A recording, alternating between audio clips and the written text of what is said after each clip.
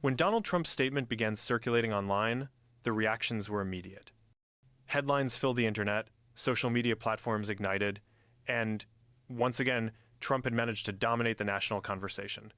But this time, it wasn't because of one of his campaign promises or his business ventures. It was because of something deeper, something that, according to his critics, could reshape the boundaries of political discourse in America. The spark for this entire wave of controversy, a single statement directed at one of the most polarizing members of Congress, Representative Ilhan Omar. Trump's critics said it was dangerous, incendiary, another example of him crossing the line, but his supporters saw it differently. To them, Trump was merely saying what many Americans have felt but were afraid to express. It all started with a comment Omar had made earlier in the week. She had been speaking at an event about U.S. foreign policy when she criticized what she described as endless wars driven by special interests. Some took her comments as a legitimate critique of interventionism. Others saw them as unpatriotic, even anti-American. When Trump heard about her remarks, he didn't stay silent. From his account on Truth Social, he fired off a post that instantly became viral. It wasn't long, it seemed, before every news outlet, talk show, and political podcast in the country was dissecting every word he had written. But what exactly did Trump say that set off such a firestorm? He accused Omar of disrespecting the very country that gave her refuge, of forgetting what it means to be American. And he went further, saying that if she hated America so much, perhaps she should go back to the place she came from. For some, it was déjà vu, reminiscent of the rhetoric Trump had used back in 2019, when he clashed with the Squad, a group of progressive congresswomen that included Omar, Alexandria Ocasio-Cortez, Rashida Tlaib, and Ayanna Pressley. That earlier confrontation had already caused uproar across the political spectrum. Now, several years later, the tone was familiar, and so were the dividing lines. Omar's response came swiftly. Standing on the steps of the Capitol, she didn't mince words. She accused Trump of fueling hatred and using racist tropes to distract from his own failures. "This is what he does," she said. "When he's cornered, when the truth catches up to him, he attacks women of color to rally his base."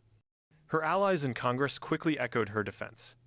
Democratic leaders issued statements condemning Trump's rhetoric, while progressive groups called for renewed efforts to combat what they described as the normalization of hate.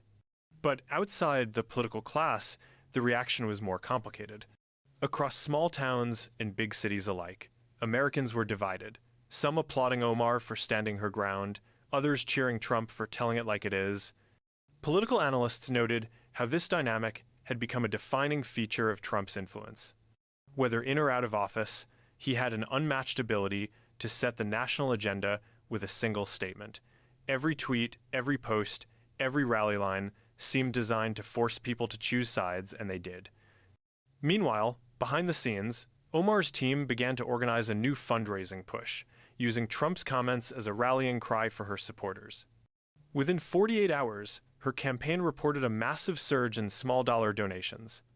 "Every time he attacks us," one aide said, "we get stronger." But Trump's camp saw it differently.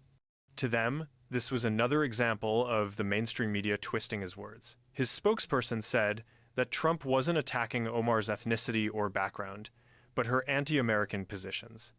"He's always stood for love of country," the statement read. "He's just reminding people that if you're elected to serve America, you should actually believe in America." As the debate raged on cable news, the story began to evolve beyond the two individuals involved.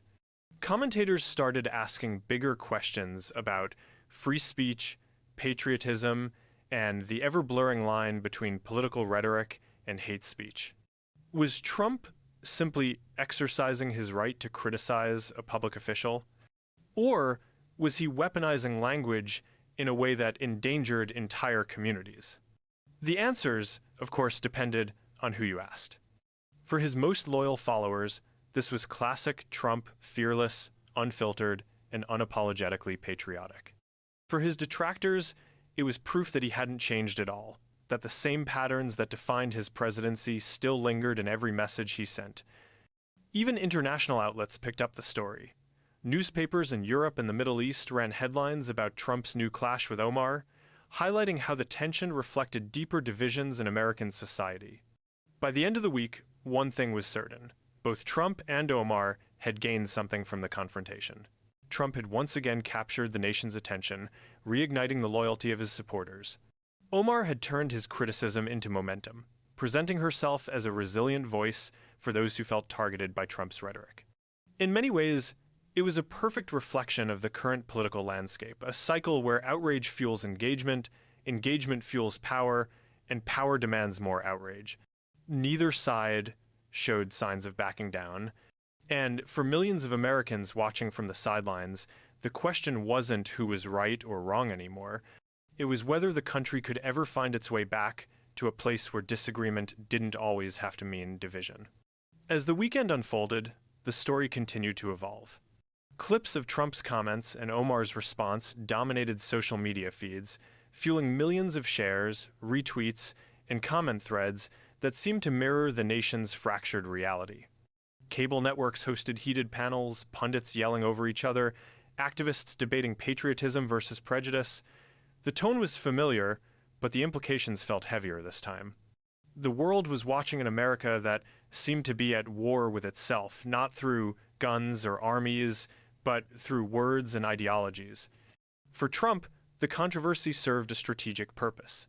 He knew how to use attention, even outrage, to his advantage.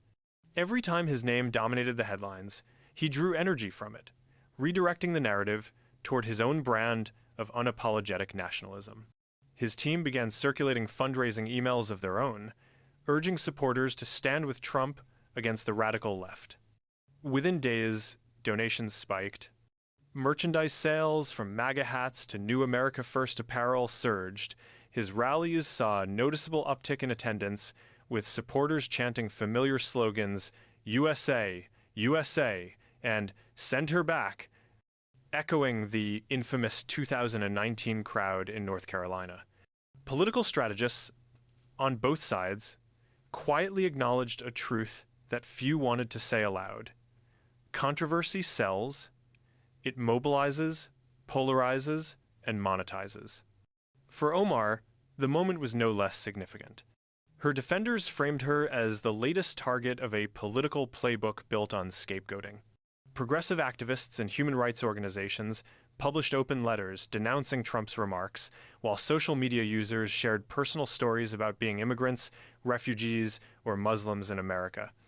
The conversation, once narrowly focused on two public figures, expanded into a larger debate about identity, belonging, and who gets to define what it means to be truly American.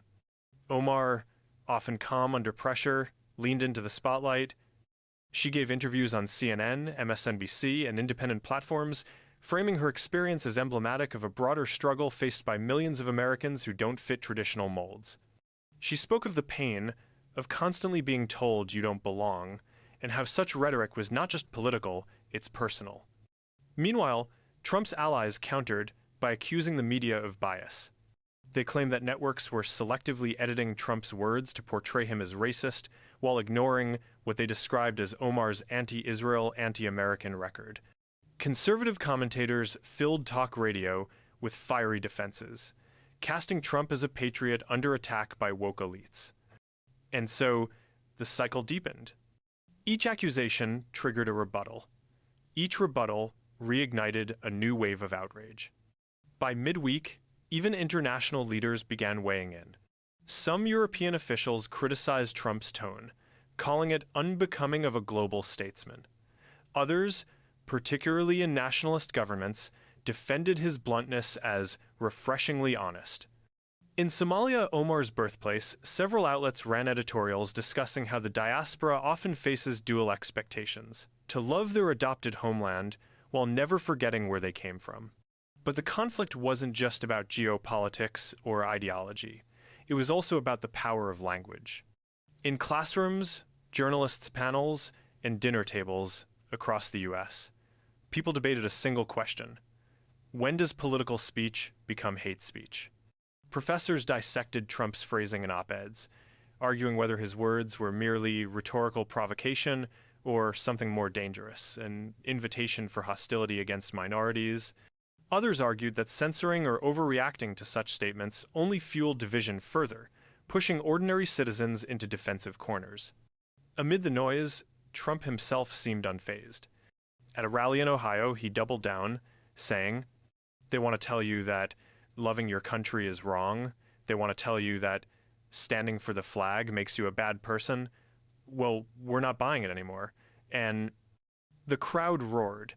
Cameras panned across thousands of cheering faces, many waving flags or holding signs reading Trump 2024, Save America. To his supporters, this was authenticity, a man who said what others were too afraid to say. To his critics, it was incitement, the deliberate stoking of anger for political gain. The irony was that both interpretations could be true at the same time.